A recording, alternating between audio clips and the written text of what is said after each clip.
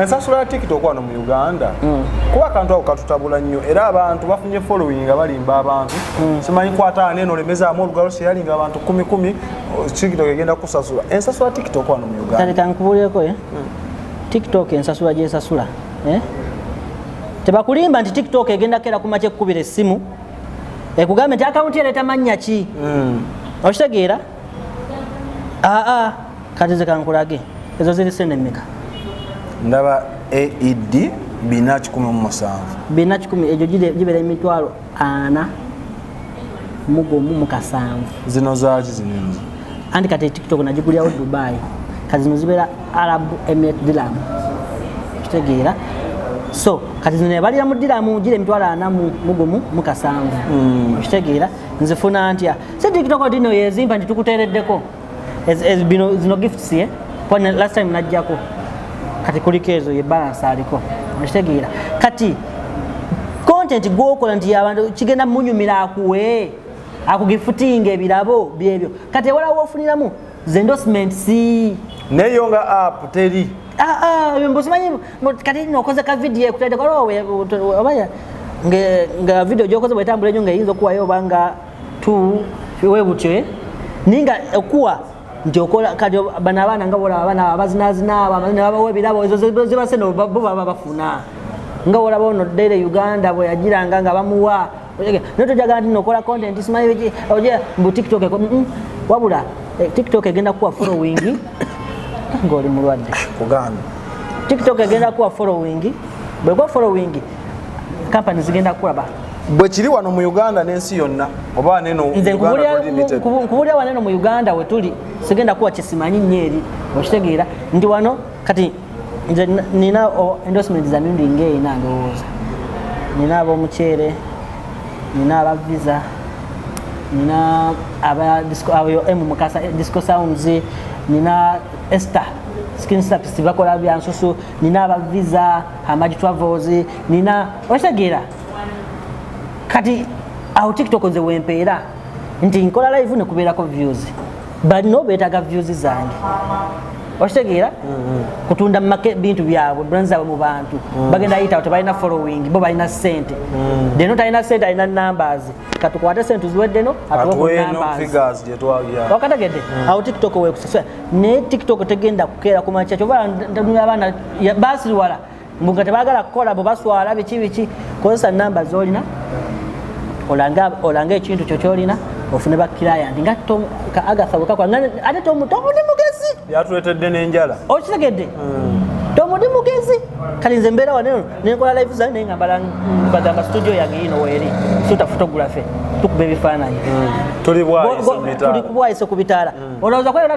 nabulako abantu 10 abacontactinga yani atayagala denamukuba ekifaananyi bajja deno official transport services era mbeera nebagamba nina transport services enamba yange 0703209030 bagenda deno twali asande mmeka nkomawo deno njala kumpa oshagera ndi deno kago nane bya kago okuva mu UAE obijjayo gwe kenyini nebijja deno official kago services weri bakusente no just njala kula kakonti nzencho gwe okera ku macho government soda nina gundi yange bweti nanga bwe kitu yanchitaddewo ojefuna awo TikTok internet wesasulira ne mwana bwe mulowooza nti nno TikTok agenda mbo koza challenge nya uluyimba lutambudde koza ka challenge ate abayimbi mulekera account nga YouTube abayimbi mulekera okosa ba TikTok mukina kisanyi kyange nga Mr TikTok ngenda kuba muzibu nnyo ku bayimbi andi kati deno ogenda kikola otya kuba ulira TikToker kino nkigamba nnyo interviews esinga okukola mubuuke mumujja lowooza nti zisibagaliza naye omuyimbi agenda kukwata milioni 5 asitali ku TV station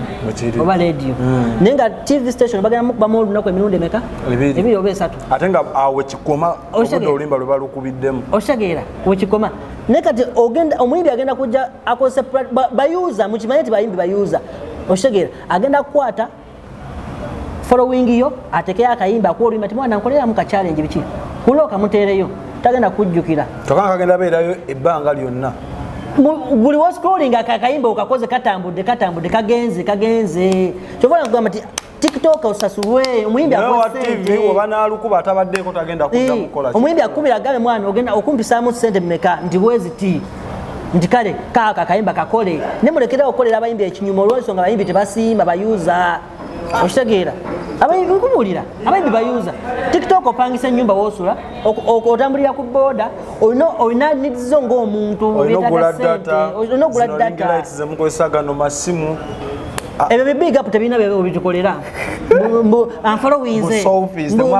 mbusimaye kaselfi nabadde naye mbu big up mwana webale byakisiru nze mulina omulina landiodi agenda kugoba naberakati nze kyovola banze embeera waneno sizungazunga nti wagadala n'abayimbi bameka buno era kyo kivola lusi tuwadde tumekanya okukwatagana obeera waneno jo nebuuza nekyokola wano nga sikitegeera newa value mbeera wano siva nva wano kudda walondako mu bibala byamwe ebibalabala newunya n'okwewunya olw'ensonga newa value nti ogenda kunnoonya bw'oba oyagala olina bizinesi nkuwe kyenina kyoyagala naawe ompe sente baidala bajja kuba kuvaliwinga okitegeera naye buli wamu nti gundi bamusibere nozunga simayi gundi nozunga gundi akoza kapate simayi gundi ebyo notekako live okitegeera ofuuka public nuisance okategedde funawo kawandiika deno togenda kumpandisa kati abatiktoka nze mwana bino ebintu byemujogera kuba nti mbaagaliza si nti mu bubi tikitoka kyalina following ey'amaanyi naye nga akuluma bw'omutunuulira omwana oyo bulisha cash oyo mwana alina following yafuna olabira ddala nga alinaye sente kampani zinyi zaali zimuwadde zikirabu biki okitegeera nga bamulabira agenze eriko ne ku billboard Bulisha Cash by the way omukuba sigenda mugamba TikTok influencers abalina amaanyi ku Facebook, TikTok, YouTube nga kumpi buli social media platforms omwana waleka waliwo amuloga mwana waliwo amuloga Bulisha Cash ye muntu atekayo akantu mu dakiika emu kaba kakubye katambula ne mwana oga izo numbers mwana zono talina addiction yo nemusumbwa kyokka nafuna obuzibu abantu abanene abo abantu abatujja abayuza nafuna obuzibu naye nga we mukomera twakola live okumusondera oshaga nenga omuntu alina namba zingezo nga kikweta kusoma okukolera live kisa abantu balina kweta ate Samantha omwani yagendako ne ku billboards ez'amaanyi nafuna ne endorsements eza companies ate nakira buli muntu aba ne time ye ekiraba tiktokers mwayagala ekibonoonera mwaga kwetambuliza mu levels z'abayimbi oshageera kubeera okulivinga fake life like olage nti nawe olina namba zo olina kubanga muyimbi opangisiza emmotoka olina ovimba ogeza omugoyeza ebbeeyi biki okitegeera mulimu naawo nga beeyazika engoye bamakinge mweziri abazipangisa bangi nnyo okitegeera naye nga lwaki weetayako eyo pressure ndi wakabi no toli batiktoka si bakabi anti bo baagala nti olindako mu Uganda bw'ovaako omuyimbi tiktoka yakola ki kati ne tiktoka ayagala kulaga nti atambulira wamu naki n'omuyimbi si bakabi kigenda baviramu okubba okulimba batuka okugoba mu nyumba nga talina akuyamba go abeeramu ng'ovimba oli w'amaanyi nga okitegeera so tiktoka be you okitegeera tofekinga life ate mukole muve mulekera okunyuma emirimu tibanandaba batya nga nkola kineero banandaba batya ekyo ekintu kyowagaliza oli omwana akulaba alekerawo kinyoma kimwagalize nti asobola okukikola nti olaba neddeno asobola osiika capati nze soda nzani kati nze kinzijako kyokusiika capati oteekawo omudala gwange wali eri so batiktoka nze mbaagala nnyo nze gwe soda nsirina mwana mbwa kubanga njagala nnyo abantu bwe newe nkwogerako ekigambo mayadde nampisizaawo tonteekako mbeera okitegeera kwanze mba nina kyenkutaddeko kale nawe oyinza oba nti sijagala nti oba olina kyontaddeko nsi otogera kunteeka ku platform yo wabiki nedda naye nze mba nina kyenkutaddeko si mu bubi kuba omuntu aba akikoze mubi yo yakuvumya biki nekyo nembagamwa mukole ensi eno eyaganga omuntu okola ako kalemeddeko nnyo kaka serious muko batiktoka bakole okitegeera bakadama balamwa bakola naye ate kiswaza nnyo gwe tiktok okubanga oli w'amaanyi naye ngaokubira kadama yakwokya okitegeera ate ekyo abatiktoka muve ku drugs enjaga ya ice okitegeera otandise nga mukulembeze enjaga mbi enjaga eyo etala ng'olya tebalina sente tojja kuva anti kulaga tiktoka ye muntu akuba oluseke n'alunywamu enjaga naddala abaana abawala mwana n'omulaba ng'omwana akozza ggwawo nolowooza nti yalya kumbe talyangako naye nga drug emumazeewo okitegeera mumanye nti abantu abakufollowinga emitwalo n'emitwalo egyo baba kikyo bawa tebakufolowinga nti lwakuba lwa content wo biki neneeyisaayo kalize baliwo bangi abanfolowinga nga banfolowinga lwa lugambo nti edde nange ejakola mu buvundi ebirikomiki binyuma biki okitegeera tavuma tawemula ekyo nange mba happy okubanga omuntu like okitegeera ate sasobola okuappreciating ekyo nenga abatikitoka mumanye nti muli b'amaanyi temwenyooma naye kubeera ow'amaanyi wewe value tonyoma muli mukola okitegeera kuba muyimbi yajja funayo namukubira akasimu nti mwajangu oyimbeko waneeno amwoke negwani agenda okuyita era ojjakoma kugundiyo oba sikyo ne bano abaana babamalamu n'amaanyi olw'ensonga batikitoka okuba nti temulina mirimu mugenda leetera banene abantu obanyomba bano bantunda byakulya akuyite mujangu kubira akalanga akuwa ebyokulya oli waffe byakulya onzikiza omukulu yatuuza kapere ku mudaala gw'engatto okitegeera toli waffe byakulya mwana ezo followings numbers jangu mutule mu kabaala kano gundi munywe otule mu kabaala empewo ekukuwe bakuwa obwokunywa bamale bakusimuza emitwalo 2 oli waffe emitwalo 2 no kale olina numbers teekawo business olange olina address dena alina address bwayise mu bitaala olaba bakirayinti bange tebakuba nti nina kyenguza public nze neba sikubye luseke following onavude ku gundi nti dena wakuba sireyo ebifaananyi ono sireyo mmanyi agakawa nti dena wakuba sireyo nalaba ebifaananyi birungi nange njala nkuba ebifaananyi bya yidi kisoboka nti ekisoboka kitegeeza namba zange zekwengola okitegeera oluseke lubeera supply oluseke nyongezako ate nga oluseke nalwo lumbeereddewo ate siluvaako oluseke siibula abannayuganda tuve wano bane mbabuuzaako mwenna mbasiibula mbaagala nnyo mwana mwebale kukola bakadaama muli bange abali mu Europe oli muzira okola topowa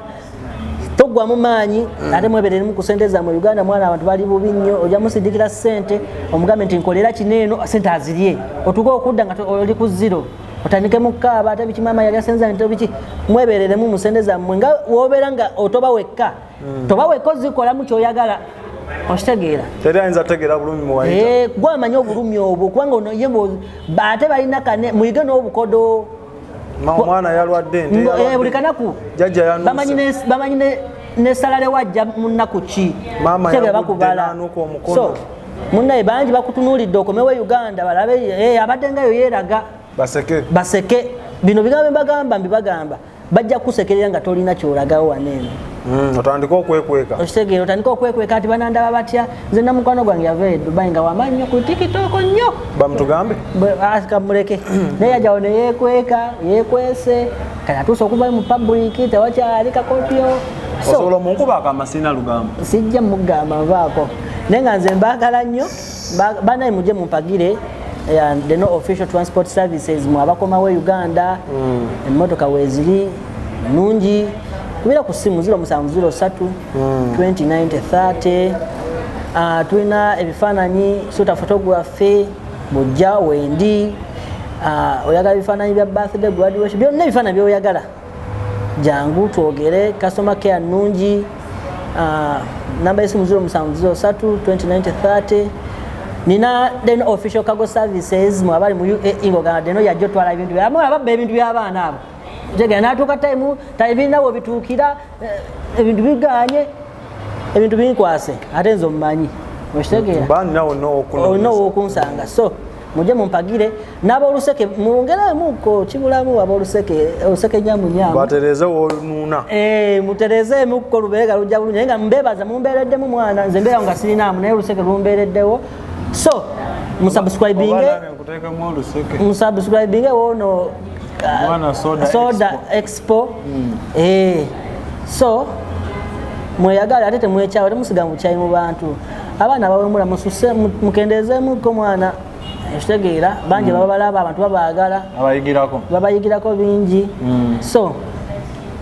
internet naye ate nno sebo ama babayisaamu kale mubayisaamu kubanga tekisobola kubeera ebyo bitambuza internet bwetyo bwe tulabise olunaku olwaleero katandise obbawa byotukuba tugenda berekeza naye nga akafo kaddeno bambi kyenkagaddeko wakateekateeka bulungi kanyirira kasikiriza buli omuntu bakuba ekifaananyi nga wayagadde nadda wekola nsobi busobi otuuke waneno nze omwana soda mbadde ne abe ku kamera tuli ku Facebook, TikTok, Instagram, Twitter ne YouTube. Bye bye. Export TV to the world.